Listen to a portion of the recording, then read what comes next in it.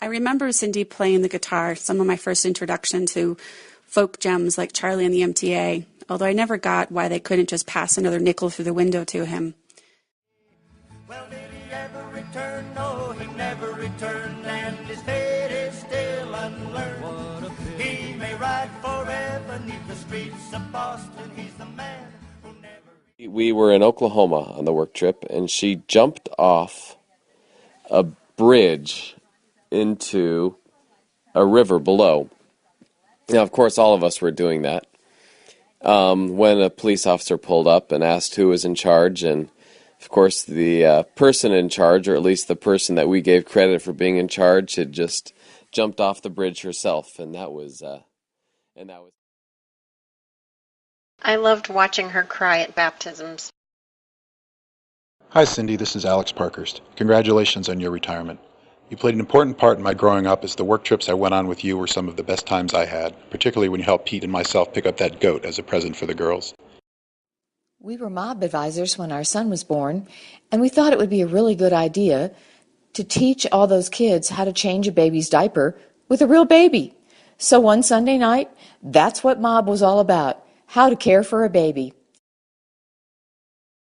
And so as we've gotten older, and we have found life to be challenging and wonderful, beautiful and hard, we the mob girls find ourselves drawn back together to be a real presence in each other's lives. Because Cindy, we learned how to do that from you. When we were on work trips on long open stretches of highway with the bus, Cindy and I tried to switch drivers every 2 hours or so.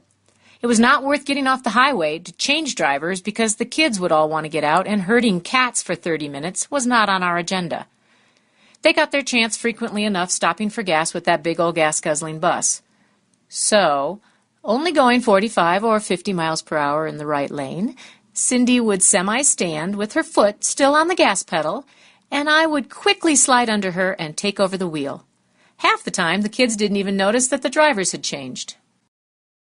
You were officiating my wedding. We were about ready to say our vows, I think, and our youngest son, Josh, who was about 2 years old at the time, since everybody was in the wedding party, he was kind of left to fend for himself a little bit. He ended up climbing all over the pews and all over the chancel and up and down the stairs. And partway through, right before we're giving our vows, he comes up and he tugs on Missy's dress and he yells out really loud, "Mommy, I gotta go potty!" Well, and you very calmly stopped the ceremony and you said, let's help this young man get to the restroom. When I was going into 7th grade, she took us on a bus trip to the Great Sand Dunes, and climbing one of the hills, the church bus managed to get 5 miles per hour. And so she opened the door and said, "Anybody who wants to run alongside, go ahead and run alongside." I remember going on work trips with Cindy and finally asking my last year why I was always selected to clean the bus on the last day when we returned to Denver. That was always the hardest day to clean, and of course I didn't want to do it that day. I don't remember exactly what she said, but I still remember the impact of her words. She was specifically choosing me and others because we were responsible and thorough, and she knew the bus would be left in a good condition. The idea of being seen and valued and appreciated for qualities I didn't fully realize that I had was very moving to me, and I still remember that feeling.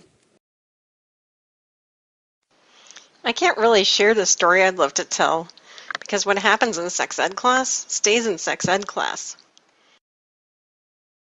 In fall 1983, I think it was, Cindy introduced a new game. You all stand around a tarp and one by one stuff a marshmallow in your mouth.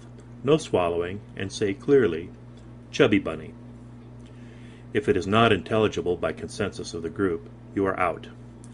This proceeds around the circle, one marshmallow at a time, until there is just one person left able to say something that sounds a bit like "Chubby Bunny." They are spit out and counted to make sure there was no swallowing.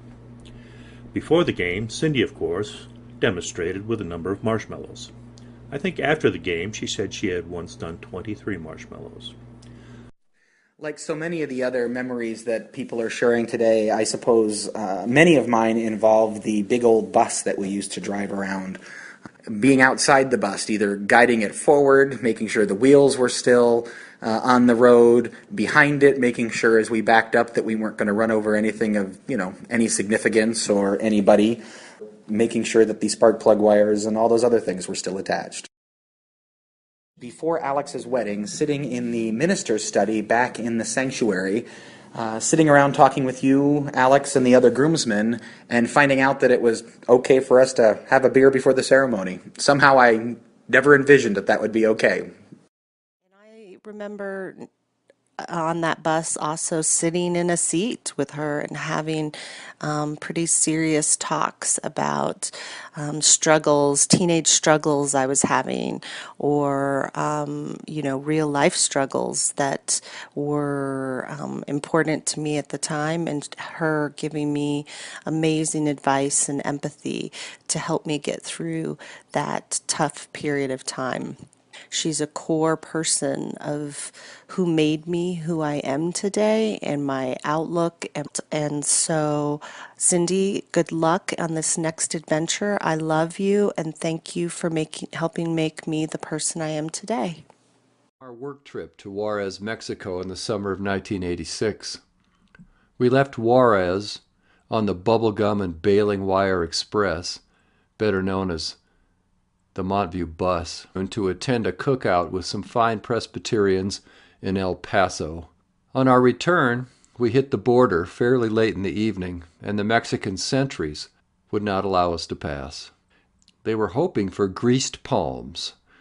What they received instead was a music and mask-worthy performance from the Reverend Sister Cindy, complete with tears, charades hand signals, and the goofiest riff of Spanglish one could imagine.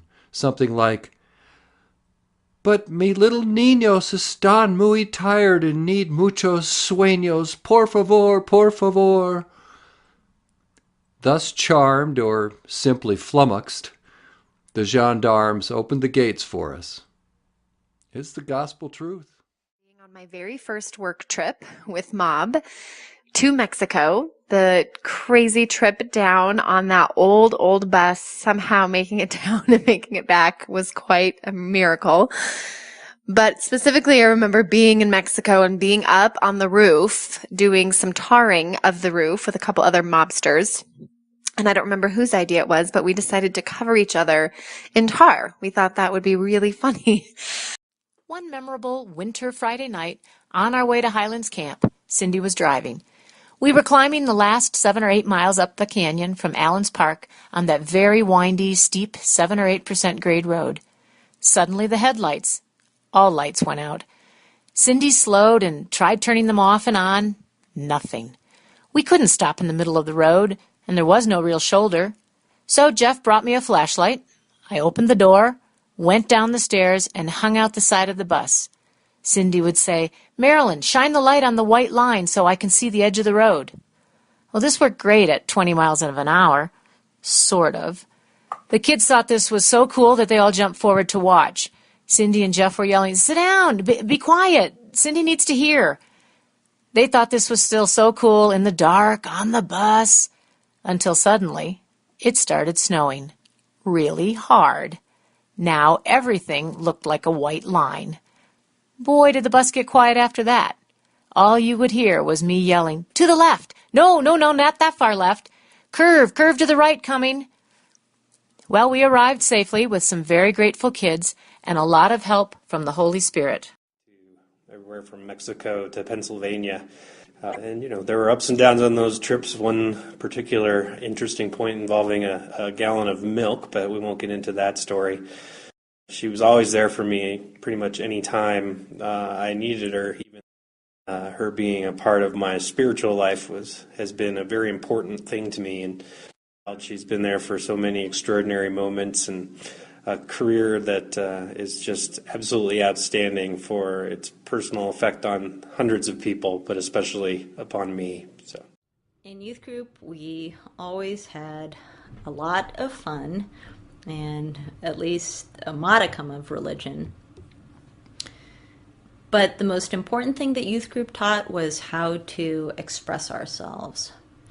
I remember when Cindy would get upset or irritated, she would say, "Weenus!"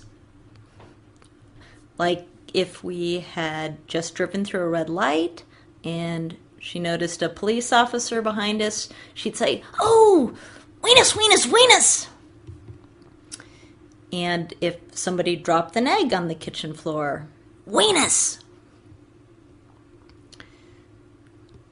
Even though I only was 14 or 15, I knew that each time she said weenus, really, she was talking about a wee-ness.